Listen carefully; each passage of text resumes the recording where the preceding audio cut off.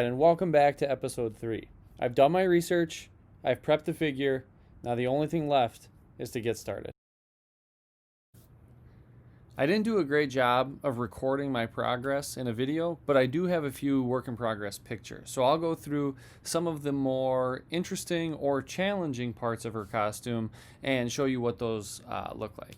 The first thing is her chest armor. I like that instead of being form-fitting, it has kind of the shape and protection that armor would. And so ultimately, that was one of the first things that I tackled. I put a little bit of plastic wrap around the bottom part of the body to keep from setting the armor and kind of locking out articulation, and you're able to fully articulate it without any paint rub. The next thing is where I had to use Procreate even more. I went from not being very versed, not being very skilled with Procreate, to using it for a majority of this project. To do her belt and that skirt piece and also allow for articulation to continue to work, Procreate was a necessity for Betsy here. The next thing that I looked at was her armor pieces. She had that much harder kind of shoulder armor, and so this is what that looked like next. Before I moved on to the full hair sculpts that I'll do, there were two details that I noticed in almost every rendition of Captain Britain. She had a braid on one side pulled back into a ponytail, as you can see here. And she had flowers in her hair, sometimes on one, sometimes on both sides, that I wanted to replicate as well. Sometimes those flowers were blue, sometimes those flowers were red, and so I think I have a little bit of an idea of how that could work.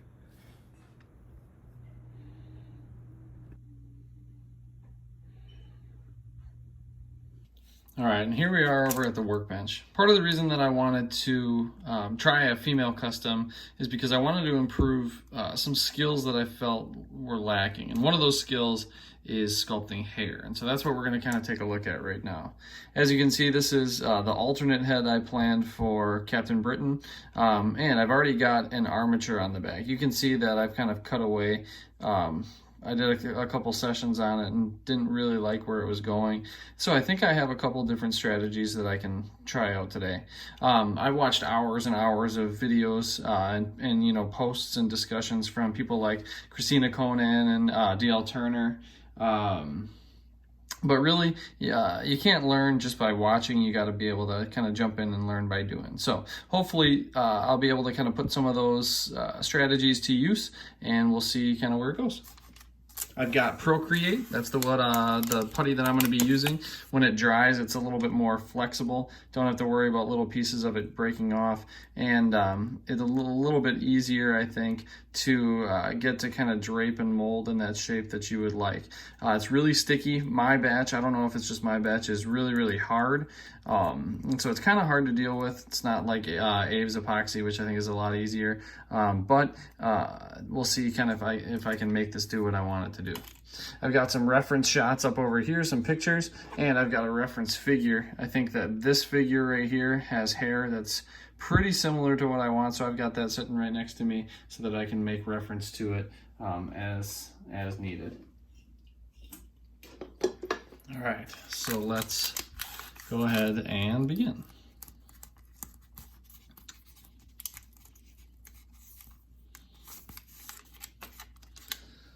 All right, I'm going to be using some rubbing alcohol here so that it doesn't stick to my fingers, and so I'm able to kind of move it around.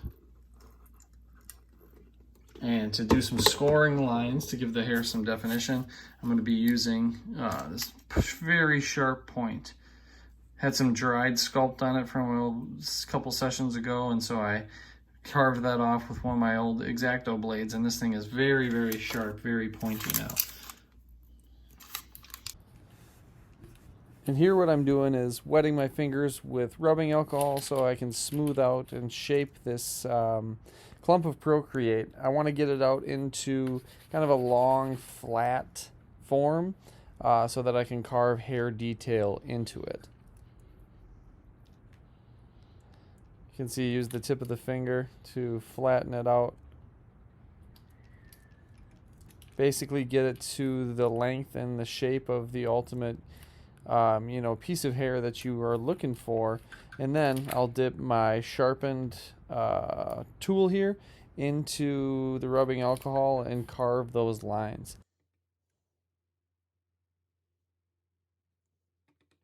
A lot of time people will take individual strands of hair and attempt to plug those on the head, and basically it makes all of their characters or all of their figures look like Medusa. And so here, if you do it in a chunk of 3 or 4 of these wisps or strands at a time, it definitely makes it look a little bit more natural. So I'll carve this, place it on the head, and then do this 20, 30, 40 times, however many it takes to fit the hair you're trying to build.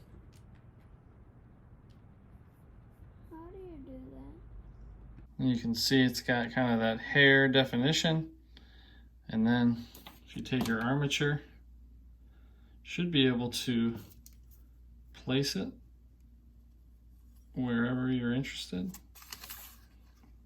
I'm going to start up over here on this side.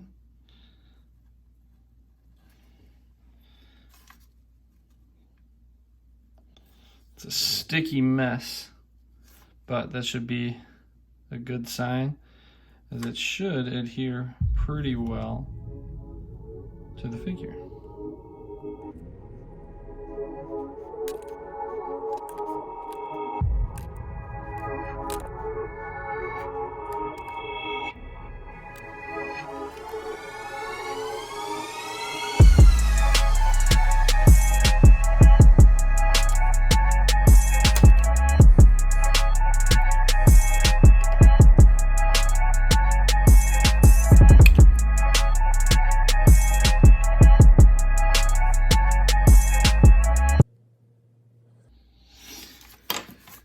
All right, and the second strategy was one that I thought of last night after I was frustrated and pulled a whole bunch of this off. So I'm gonna get a little bit more of the old rubbing alcohol in there. Get this thing to kind of the shape that I want it to be in.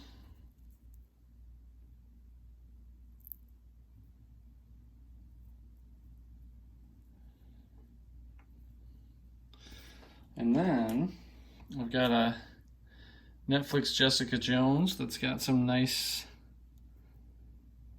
definition to her hair, and I just pressed it real nice and hard in there and peeled it up away.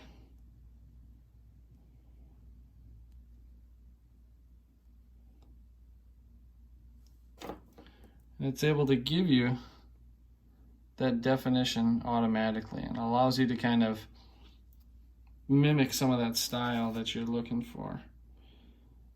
So I just want to lay this down. It looks a little bit more natural. Obviously I'd have to trim all of this around here, but I'm going to play around and see kind of what I can come up with these two different strategies. I really wanted you to be able to see that no matter how much frustration and struggle goes into the process, ultimately the final product can end up looking exactly how you want it to. All right, and so here we are in the final stages before painting. I said in my very first video that this list was something that was really exciting to me because it would give me the opportunity to test some skills that I felt I hadn't really tested before. I wanted to make a female figure. I wanted to tackle hair sculpting. And I wanted to, I don't know if I said this, but I wanted to kind of, I guess, attempt a soft goods cape. And as you can see, all of those things have been done. I don't know necessarily how well that will remain to be seen, but I think that I'm going to deliver maybe the definitive Captain Britain figure here. I've crafted this soft goods cape over here on the right side, but just in case my partner doesn't enjoy those, I'm also going to include kind of a more traditional style as well. Captain Britain is an interesting character because it seems like she's drawn differently basically on every panel. And so in some of the panels, She's drawn with these two clasping X's on her shoulders right there, and more of a traditional kind of shorter cape. So this came from the more modern Polaris figure, and then these were casted using blue stuff from the clasps that go on Storm's collar. Obviously, this will be painted up, super glued here in the back, and then this will just rest over the shoulders there. It'll give kind of a more knightly silhouette, and will allow for some kind of out-of-the-way posing to fit in on a bigger shelf.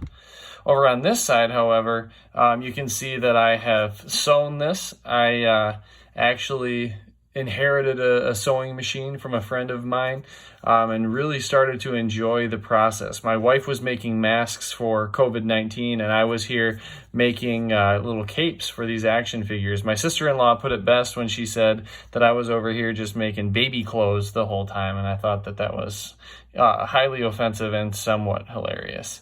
So these two options, this will have one of those X clasps as well. I'm going to remove that super glue there, but right now I'm waiting for that X clasp to get painted up and attached and affixed right there. And then that's going to attach with a magnet so that it'll stay put. As you can see here, I've got fully sculpted, or I guess half sculpted shin guards. I'll take one of these legs and hope I don't knock everything over here. These legs were a combination, I think, of both Domino and Mockingbird. I liked the thickness, kind of the musculature of the thigh that came along with Mockingbird. As you guys saw, I used Mockingbird, I used some Domino pieces, I used some Songbird pieces, and the Songbird was very, very, very thin in the leg without much muscle. And even though Captain Britain Betsy is a thinner character, I think that definition definitely plays better with the armor. So I sculpted the knee pad. As you can see, symmetry is really hard. I talked with a friend, Customs by Matthew, a lot about symmetry, but I thought I did a pretty good job here, as you can see when I put it down. But then I really liked kind of the shin guard of this leg, which is why I chose it, but I didn't like that the buckles were visible on the back, and so I copied this kind of piping or this kind of detailing all the way around the figure.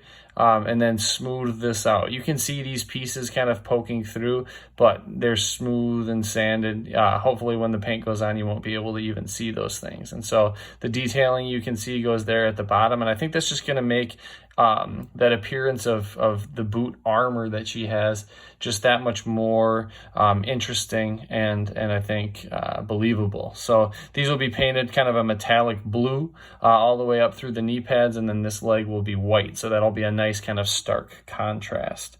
And as you can see, this piece right here is going to be a nice continuation of that armor. You can see that she's got a nice kind of sashed belt with another X logo. It seems like those things are kind of all over the place. You can see that once the paint is on and applied, a nice wash will bring that out and make this look like some nice fabric ripples. This skirt piece was sculpted with Procreate, so it's a little bit more flexible. And it's got this nice tabard that comes down that I've continued up here, and this will go underneath the chest armor, and so it'll look like she has a nice tabard that comes all the way down. The size difference is there a little bit, but that's because it gets a little bit bigger as it extends in some of that art as well. So this will be white on here with a little bit of a design, followed by some blue on the sides here, and then those white underlegs as well. Thought that turned out pretty well. We'll see how it looks once it's all painted, once I get all this kind of residue off of there. But this sanded up really nice. The corners and the edges were really great, and it gets up and kind of out of the way of that articulation whenever you need it to. So I think that'll work out pretty nicely. Arms were pretty simple, lower arms. She's got these glove cuffs. Again, you know, she's not really drawn with much consistency. And so I think I might be trying to add something else. I'm coming up to a deadline here, and so I'm not sure if I'll be able to get that done. But I guess we'll save that for a video update. Oh, I'm making a mess of her over here now. And then this was probably besides the heads, one of the most fun pieces to sculpt. And so she has that nice chest armor, and I recognize that as long as you block out the shapes pretty well, you can really do a lot with sanding. So as you can see, it does kind of maintain this this armor, right? So many people are so tempted to, on female armor, make her breasts, you know, incredibly visible. I think I've got a Jane Foster Thor right over here. And so you can see that, you know, her breasts are visible in there, just like she made these this armor to cup them perfectly instead of, you know, protecting them. And I know that that's, you know, it speaks to the design of the character and the design of female armor in general. But Betsy doesn't have that. And so I thought that this is a really nice kind of almost believable metallic shape that I gave her here. And so I'm really excited to get that paint job on there. It's a nice clean edge. You can see here, I think it has kind of the exact right shape that you're looking for. And then once these are slotted all the way in, she's got these shoulder pads. And these shoulder pads will probably hinder articulation a little bit. And I wrestled with that quite a bit.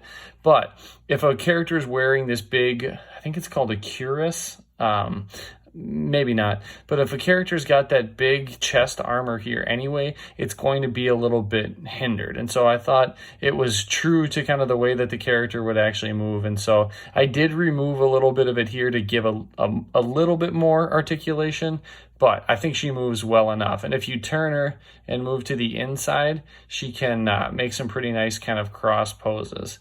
And then the last thing on this chest that I sculpted that I really like is she's got this cloth collar that sits underneath that chest armor. And it's a really nice blue that contrasts with the red of her cape. And so once that gets all painted up, I think that'll look nice. This will be flesh color right on, you know, the peg, so that'll be great. But I think that this is ultimately going to work out pretty well. And so now to what I think is probably the most exciting part is the two head portraits. And so she's got a fully armored up version here. As you can see, I'm trying to get that to focus so you can maybe see her eyes on the inside there. Maybe if I change the lighting a little bit. Yeah, you can see her eyes on the inside there. So we'll see how much fun that is for painting. But she's got this nice little ridge that comes up in the back, a little small detail. And then all this hair was sculpted. And when I looked up close at it, I, you know, struggled with it. I hated it. This was all done with Procreate putty. But now that I'm looking at it through the camera and thinking about what it's going to look like with some nice putty, I really, really like the way that this turned out. Right here, I've got a little Aves epoxy to blend these pieces together. I think that, you know, when it's all painted, it'll all look the same. And really, there's not enough flexing that's going to be problematic with this hair. I sculpted it on top of the while the head was on, and so definitely there's enough room. You can tilt her head forward and then drop it back down over the cape, regardless of which cape you use. So definitely I think that looks pretty good, and I'm pretty happy with it. I don't think I'm, you know, to the levels of some of the greats of sculpting hair, but definitely I've made some progress. I think I've thrown it away now, but I had about 6 or 7 different attempts. Started out with armatures like this, just to get kind of the shape. I don't really know what I was going for with this one, maybe wisping out to the side. But then I'd come in and I'd lay all these more detailed hairs kind of over the top of it. So that's the one head. And then the more complex of them is this head. We've got this long, beautiful ponytail that's, you know, flowing in the wind there. That'll be fun to get some detail on. On the side, she's got this nice braid. My wife actually taught me how to braid there, and was able to help me move forward with that, blend it into the side. And then she's got this nice kind of swept back pompadour. That's actually a hairstyle that I really enjoy. And so this was fun to sculpt. Before I added any of this Procreate, I thought she looked a lot like that Jean from the Age of Apocalypse. I thought that shorter hair was, you know, fairly similar to what she was dealing with. And so I've got that nice braid on the side, back into the ponytail. And then one final thing, if you know this character, you can see a nice part right here, and you know that there's something missing, and it's a couple flowers that she sticks into her hair. And again, the art is very forgiving. It's just carnage. It's just a mess down here. The art is very forgiving, and so sometimes they're roses, sometimes they are flowers that I don't know how to identify, but I was able to take some liberties here, and with some extra Procreate that I had left over, I was able to sculpt these tiny flowers. And so now my fun job is to figure out how to detach them from these stems, connect them to each other, and then get them on the hair somewhere. I could punch my screen, 50 more times, and that'd be great. Here was volume 1, or version 1. I attached them right there, and I found that these were just a little bit too big. I cut the bottoms off, and they look like cinnamon rolls on that other side. But as you can see, when I'm able to paint these up and then attach them, they're gonna look pretty nice. This is, like I said, this is version 1 right here, and so the shape will be different, the size will be different, but you'll have that nice kind of hair and flower in the hair look that you would expect from a Captain Britain here. So I'm really excited. I couldn't be happier with how this is coming out. Next stage is paint, and then this mess will become something which I hope you guys get really excited about. So thanks for coming along with me on this journey. I'm not sure if I'll record much of the painting process. Maybe I'll show her primed and then show her as she's complete. But this has been a great test of my skills. This has been a great addition to my skill set. So I'm excited to see how this comes out. All right, till the next time, we'll see you guys later. Bye.